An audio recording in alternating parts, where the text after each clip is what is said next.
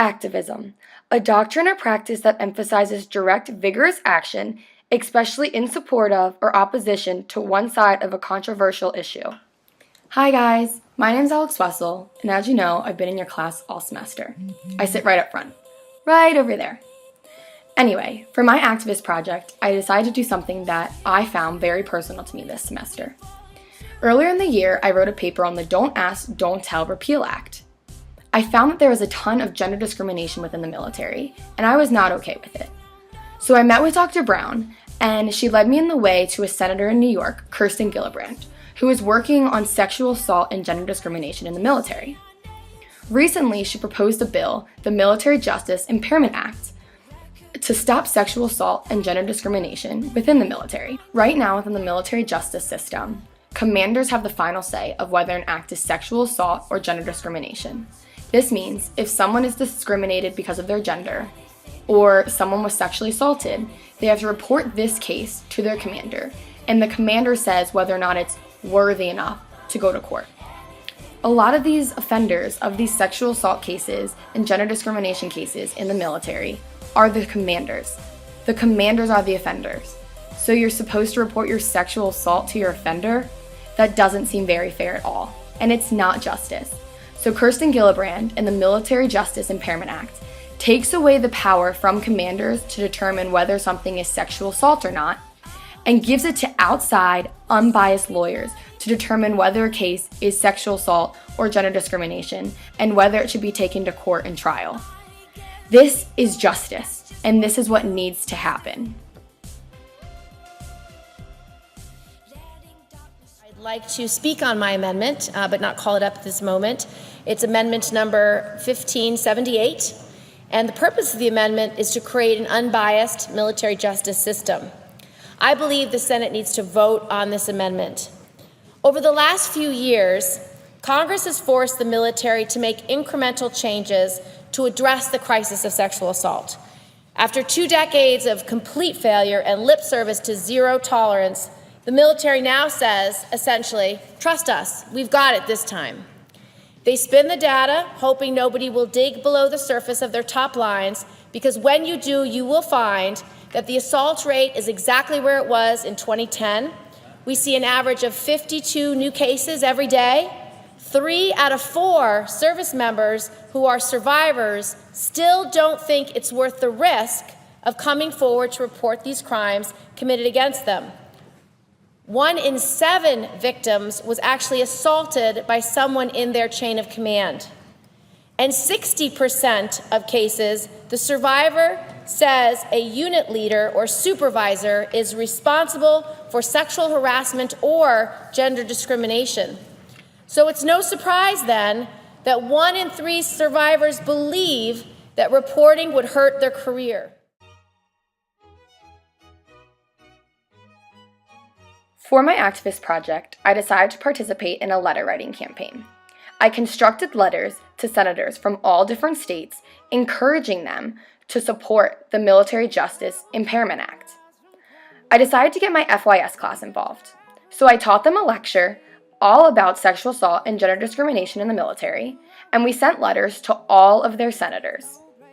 Rather be, I would away forever, exalted in the sea, as long as I am with you, my heart continues to beat.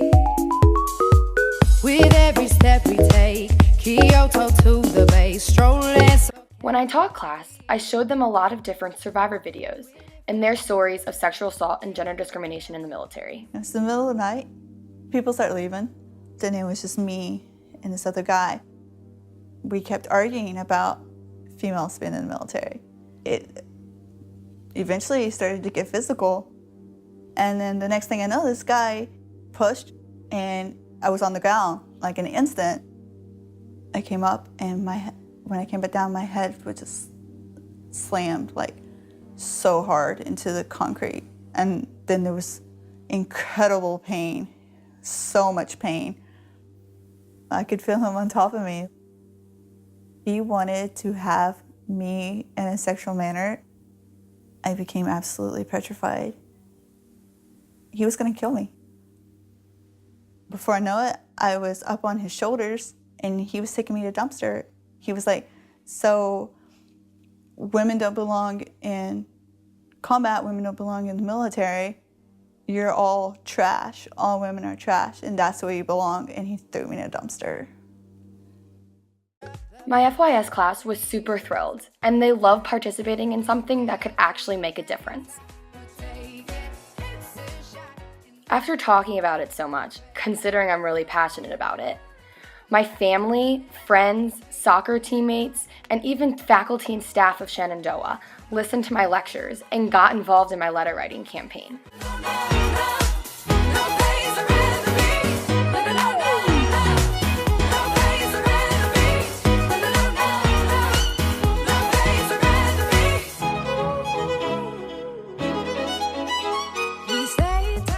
I had 49 people participate in my letter writing campaign. That means 98 letters were printed and signed. Everlasting, so nothing's incomplete. It's easy being with you. Sacred simplicity. After sorting out all of these letters by senator and state, I had to put them all in envelopes and mail them to each senator's office.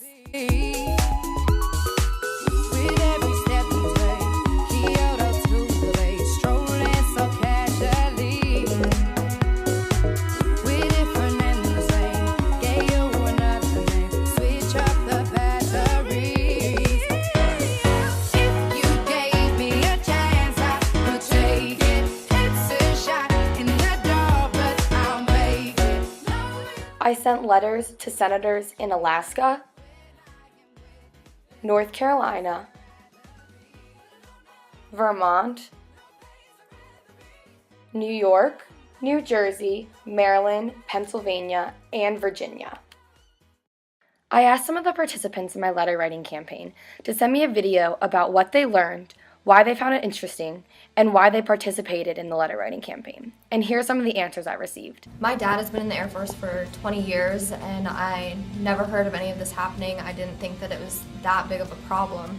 But after watching this presentation, I've realized that it actually is a problem that a lot of people don't really know about. And I think that it's great that people are signing these papers and trying to get this to be fixed because it actually is a really bad problem. I believe that gender discrimination and sexual assault in the military is something that this country needs to stop.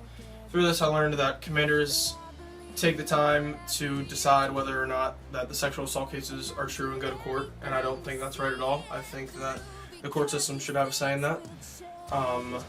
Through this letter writing campaign, I was happy to participate and be able to make a small difference in how my senator sees this country. I signed this letter because I think there needs to be a change in the military justice system. I think that females have proven themselves in combat, so they should also be allowed to stay there. And I also think that there needs to be a change in gender discrimination and sexual assault in the military. Until Alex informed me of the sexual assault and military and gender discrimination, I was never aware of how big a problem it was. I don't believe that commanders should be the ones to make decisions whether somebody's being discriminated against because of their gender or because they're raped. I think this should all be done by a jury of their peers or a group of people that makes that decision. I'm glad I got to participate in this letter writing campaign that Alex is standing behind, because it'll send a positive message to senators to get them on board to try to pass this act. I believe that there needs to be a bigger push for females in the military. Hopefully our senators and congressmen will agree with us as we send this petition forward. So my boyfriend's in the military and he's in the Air Force, and after learning about this in my FYS class, it really hit home for me, because if he was ever discriminated against or sexually abused or violated even, I wouldn't want just a commander dismissing the case because he's a male to keep it on down low. I think it's very important that these things need to be addressed in a professional manner, and so that is why I support this letter writing campaign.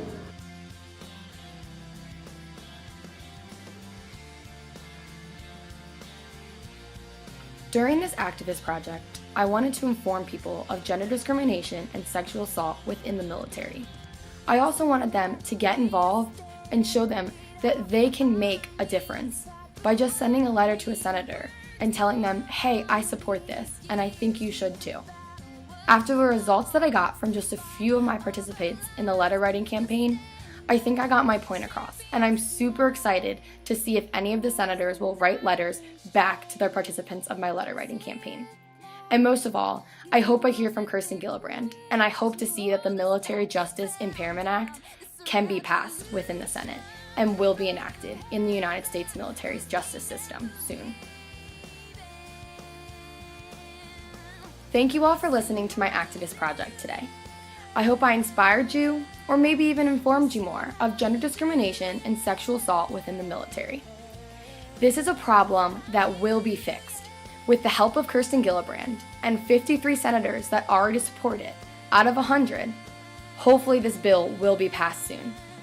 And I really hope that my letter writing campaign, even as small as it was, only 49 people, can make an impact on some of these senators and help them vote for the Military Justice Impairment Act so we can stop sexual assault and gender discrimination within the military. Thank you all and have a great day.